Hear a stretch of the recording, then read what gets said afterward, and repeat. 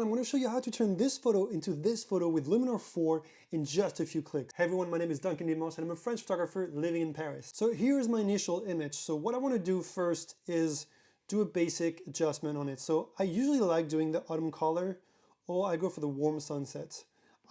Either one of those looks give me a good starting point. I'm going to try this one now. See, I like the warm sunset. It's going to work really well with the look I want to have. So already I went from this to this in just one click. All the tools that are highlighted here on the right are the tools being used by the look applied. So if you want to better understand what is being done to the image, then you can open up the tool highlighted and then look into it. Now I'm going to make small adjustments to the image using the Essential tool. So I can go to Essentials, I'm going to go to Light, and I'm going to add a bit of contrast, just a tiny bit, not much. Shadows I think is fine. I'll lower the blacks a bit. But now let's get to the fun part. Let's go to the Creative tab here, and I'm going to go with the sky replacement, because as you can see here, the sky was definitely boring. So I'm going to replace it, and I think the one I like is the Dramatic Sunset one. Is the one I went with. And look what it did. We went from a super boring sky to quite an amazing image with a stunning sunset. So here's the before and here's the after. And once you have that, you can still make adjustments on the sky if you don't really like the look of it. You can flip it, but I like how the sun is actually rising or setting on the waterfall here.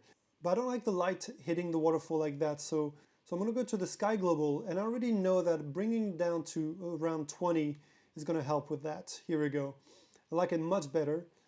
And let's see, before, without the sky replacement, with the sky replacement. Huge changes.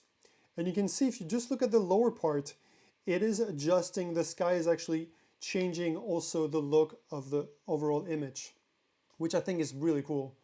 See here, you can relight the scene, so it's going to adjust the scene in contrast to the sky that you're going to be using. So I'm really happy with the image now. What I can do here is add some vignette. Usually I like doing that a lot.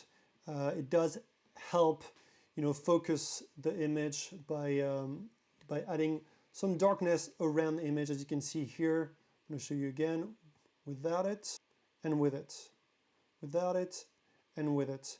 So it does help make a more dramatic photo in my eyes. So I like adding vignetting. So I could use a bit of dodge and burn, but I'm going to use the Essential tool here and go to the AI structure. And I'm going to add a bit, I'm going to go to maybe 30. And you're going to see that it's going to boost, it's going to do some magical intelligent stuff. So let it work its magic. See, without it, with it. So it just adds some natural contrast, it raises the whites, and it just adds more punch to the photo very easily, like that with just one slide. It is an amazing tool, and I'm not sure what they're doing, what kind of magic they're doing here, but it works. And there you go. Now all I have to do is get rid of this little mark here and this here, and I should be fine. For that, you're going to go to the Canvas tool here and click on Erase, and wait a few seconds because it will open up. And I just realized that Serge is standing right here taking a photo of this beautiful waterfall here. Serge Ramilly, he was the reason why I was on this tour, actually, with Luminar.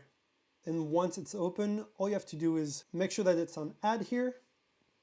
And what you want to do is click on this here. I'm going to click here. Voila.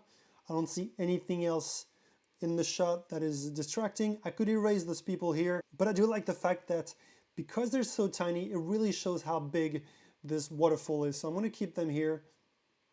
I could get rid of him and rid of him just for the heck of it. And hit done. Wait a few seconds and you'll be back to the normal editing window. You can see that Luminar has added a new layer here. It's called Erased Image Layer. And you can see here, it has done an amazing job erasing those people, getting rid of the dust here, and also the sign that was at the bottom here. And there you have it, a much better looking image in just a few clicks. So that's it, guys. You should definitely go and try Luminar 4. I truly recommend it. I tried it a few years ago. I was not fond of it, but now they really stepped up the game, and I'm going to be using this every day now.